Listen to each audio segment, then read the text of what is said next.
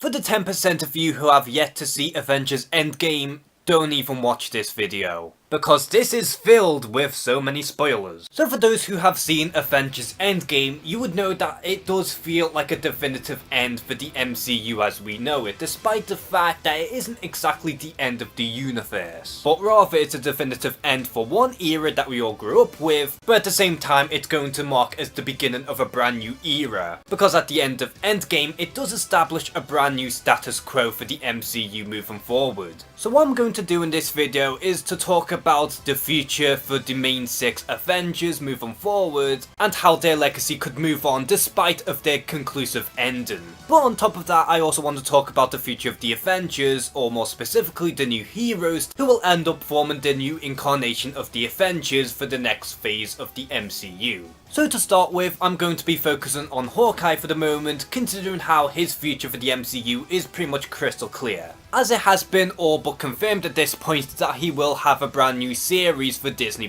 which will most likely introduce Kate Bishop, where she will take up the mantle of Hawkeye. And while Clint's story arc has came full circle in that he does have his family back, it also opens up a brand new story arc for him where he does have to come to terms with the passing of Natasha Romanoff, since his story was very much intertwined with hers through pretty much the entirety of the MCU. And speaking of Natasha Romanoff, we do move on to Black Widow, in which the movie makes it crystal clear that her death is undoable and that it will remain permanent moving forward. And even though we do have a Black Widow movie on the horizon, it is a guarantee that the movie will be a prequel of sorts, in which we'll most likely delve deeper into her origin story, given how most of it is pretty much a mystery. And maybe, just maybe, it could introduce other widows such as Yelena Belova, in which she could be the brand new replacement for Natasha Romanoff in the future if they are to go in the Dark Avengers route. Next we have Bruce Banner, aka the Hulk, who kinda seems almost like an afterthought when you really think about it. Because despite the fact that we know that both Banner and the Hulk are still one and the same and that he is very much on Earth, there's really no indicator on where he could be heading next. Granted, the last time we saw the Hulk was when he was trying to help Captain America time travel one last time, and he was still accompanied by Falcon and the Winter Soldier, so perhaps that could be an indicator that he will remain an Avenger.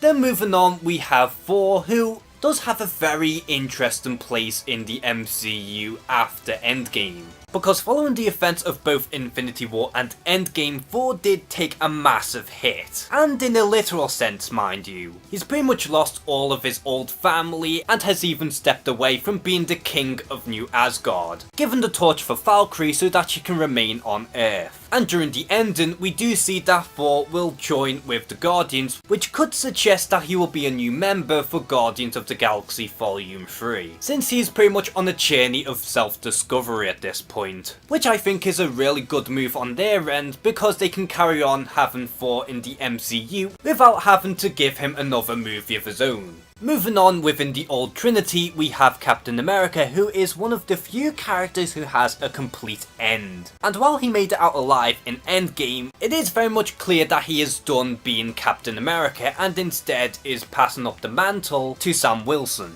Furthermore, we did see that Captain America did live his life by travelling back in time to meet Peggy Carter and end up marrying her. And while he is still very much alive in the MCU, given that he is near enough the same age as Peggy before she died, if not maybe even older, the death of Steve Rogers isn't too behind. Not unless they decide to do some wacky shenanigans in that he does have a super soldier serum once more, or if he even de-ages so that he can reach his peak condition. And last but not least, in terms of the original 6 at least, we have Tony Stark, who is the biggest casualty in the MCU thus far, as he ends up doing the ultimate sacrifice for the safety of everyone else. And it does seem like his death is very much permanent, and by that I do mean almost permanent. And while it's unlikely that he faked his death so that he could do the Illuminati like I would have hoped, I do think it's somewhat plausible that we could see the return of Tony as somewhat of a hologram or AI, as this was something that has happened in the comics previously. And then in terms of Iron Man, I do feel like the legacy of the mantle can live on through many ways. Whether it's going to be Rhodey who takes up the mantle, or they do a completely different thing such as Ironheart.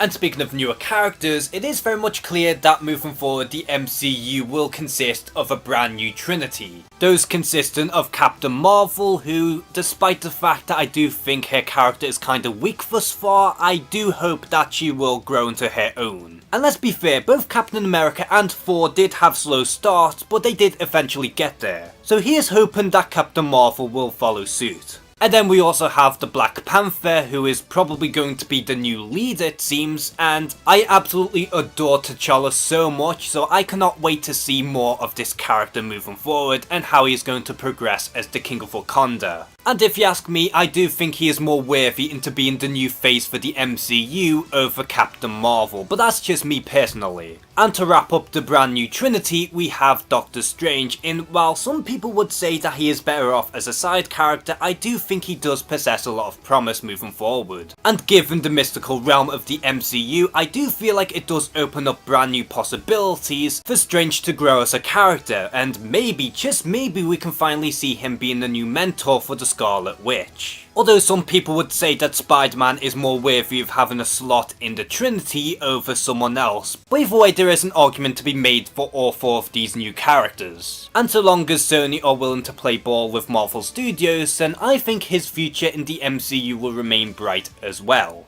And while some people are declaring that they are done with the MCU after Endgame, I am still going to stick around regardless. I may not catch up on every single film that comes out from now on. Like for example, I would say that I would watch a sequel for Black Panther, but I would skip the sequel for Ant-Man and the Wasp. But given the new status quo for the universe, I do think it is going to be bright for the MCU, and let's not forget the fact that the X-Men and Fantastic Four will be heading on the horizon. So how do you feel about the future of the MCU moving forward? Are you actually going to be sticking around, or are you officially done after Endgame? Comment below and share some thoughts. And as always, thank you guys for watching this video. Please like and subscribe. Take care and have a good one.